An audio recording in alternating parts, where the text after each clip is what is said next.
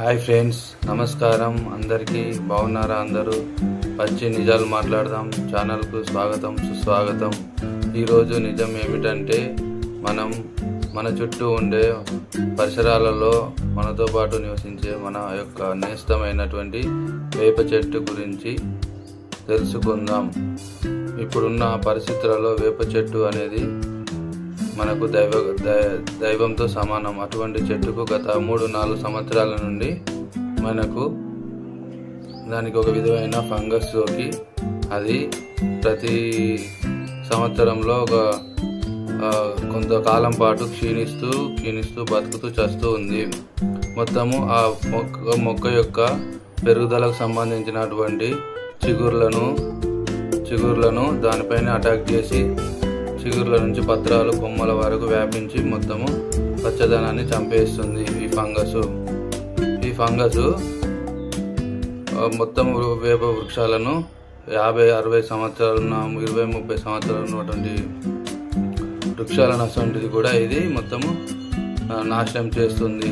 కావున ఆ మొక్కలకు తన ఆహారం తను తయారు చేసుకోలేని విధంగా ఎండిపోతున్నాయి.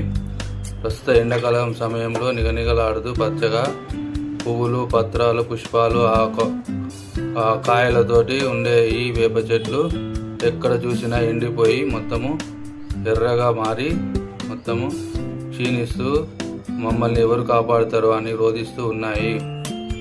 కావున ఈ మానవత్వం ఉన్న మన మానవుల అందరము ఈ సమస్యను గంభీరంగా తీసుకొని ఈ సమస్యపై అందరము గవర్నమెంట్లో కానీ, సైంటిస్టులకు కానీ, డాక్టర్లకు కానీ ఈ ఫంగస్ నివారణ చర్యలను చేపట్టడానికి అందరము ముందుకు వచ్చి మీ దగ్గర పరిసరాల్లో ఉన్నటువంటి చెట్ల ఫోటోలను తీసి మీరు గవర్నమెంట్కి చేరే విధంగా చేయగలరు. ఎందుకంటే ఈ ఫంగస్ అనేది మొక్క యొక్క విభాజ్య కణజాలం. అంటే మొక్కలలో ఎక్కడైతే పెరుగుదల ఉంటుందో ఆ పెరుగుదలకు అవసరమైనటువంటి కణజాలాన్ని, అంటే చిగుర్లను పెరగనీయకుండా ఆ చిగుర్లపైనే ఈ ఫంగస్ వ్యాపించి మొక్క యొక్క మనుగడను ప్రశ్నార్థకం చేస్తుంది.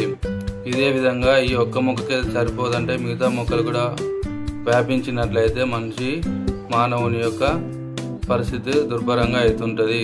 కావున మన అందరము తక్షణమే స్పందించి వేప మొక్కలపై జరిగిన ఈ ఫంగస్ను మనము దీనిపై పోరాడాలి. ఈ ఫంగస్ లేని ఎడల ఈ భూమిపైన కార్బన్ డైఆక్సైడ్ను పెంచి పోషించి ఆక్సిజన్ శాతాన్ని తగ్గిపోతుంది. ఎందుకంటే పత్రాలలో మాత్రమే మనకు అవసరమైన ఆక్సిజన్ తయారవుతుంది, కార్బన్ డైఆక్సైడ్ పీల్చుకోబడుతుంది. ఈ వ్యత్యాసము దీనివల్ల ఈ అసమతుల్యత ఏర్పడవచ్చు.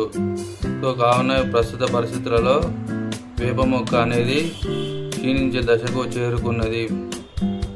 దీనిపై ఎవరు స్పందించినా కానీ దాన్ని నివారించలేకపోతున్నాం. ఇంత అభివృద్ధి చెందిన AI టెక్నాలజీ, ఇంత పెద్ద టెక్నాలజీ ఉన్న సమయంలో కూడా బయటికి వెళితే వేప మొక్క కనబడితే చనిపోయినట్లే ఉంటుంది. అది బ్రతకడానికి ఎంత ప్రయత్నం చేసి చిగుర్లు తెచ్చుకున్నా కానీ ఈ ఫంగస్ దాన్ని బ్రతకనీయకుండా మొత్తము 50-60 సంవత్సరాలు ఉన్నటువంటి వృక్షాలను సైతం మొత్తము కళావిహీనంగా మొత్తము మన కరోనా సోకిన విధంగా మొత్తం ఎండిపోయి పచ్చదనాన్ని కోల్పోయి మాడులాగా తయారవుతున్నాయి. దీనివల్ల మానవునికి ఏం నష్టం లే అనుకోకండి. మానవునికి ఆక్సిజన్ తయారీ ఉత్పత్తి అనేది తగ్గిపోయి కొన్ని లక్షల కిలోల ఆక్సిజన్ మనకు కరువు అవుతుంది. అదేవిధంగా లక్షల కిలోల కార్బన్ డైఆక్సైడ్ కూడా మనకు మొక్కలు కన్జంప్షన్ చేసుకోవడం ప్రకృతిలో నిలిచిపోతుంది. దీనివల్ల మనకు ప్రకృతిలో కార్బన్ డైఆక్సైడ్, ఆక్సిజన్ల వ్యత్యాసం ఏర్పడుతుంది.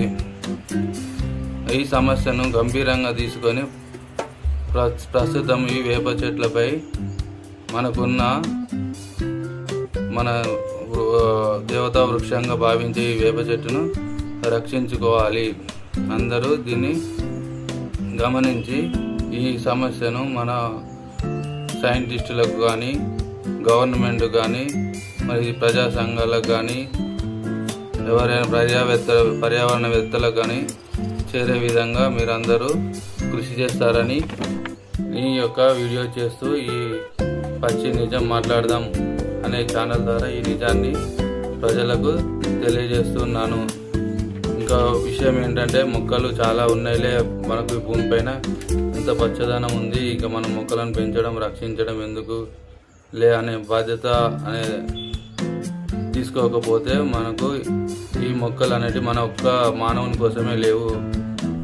మొక్కలను ఈ భూమి 84 లక్షల జీవరాశుల కోసం సాకుతూ ఉంటుంది. ఆ జీవరాశులు కూడా ఆక్సిజన్, కార్బన్ డైఆక్సైడ్ తీసుకుంటూ వాడుకుంటూ బతుకుతాయి.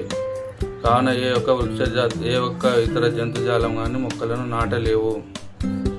తెలివిగలమైన ఈ మానవుడు తప్ప నాటడం కానీ నాశనం చేయగానే ఈ మానవ జాతి చేస్తుంది. కావున మానవ జాతి వీటిని రక్షించుకోవడానికి సర్వశక్తులా ప్రయత్నించాలి. లేని ఎడల మనతో పాటు ఇతర జంతుజాలం కూడా కష్టపడుతూ మనతో పాటు ఈ సమస్యను ఎదుర్కొంటుంది. అందువల్ల అందరూ సత్వరమే స్పందించి ఈ సమస్యపై మీకు తెలిసిన మార్గాల ద్వారా దీన్ని అరికట్టగలరు.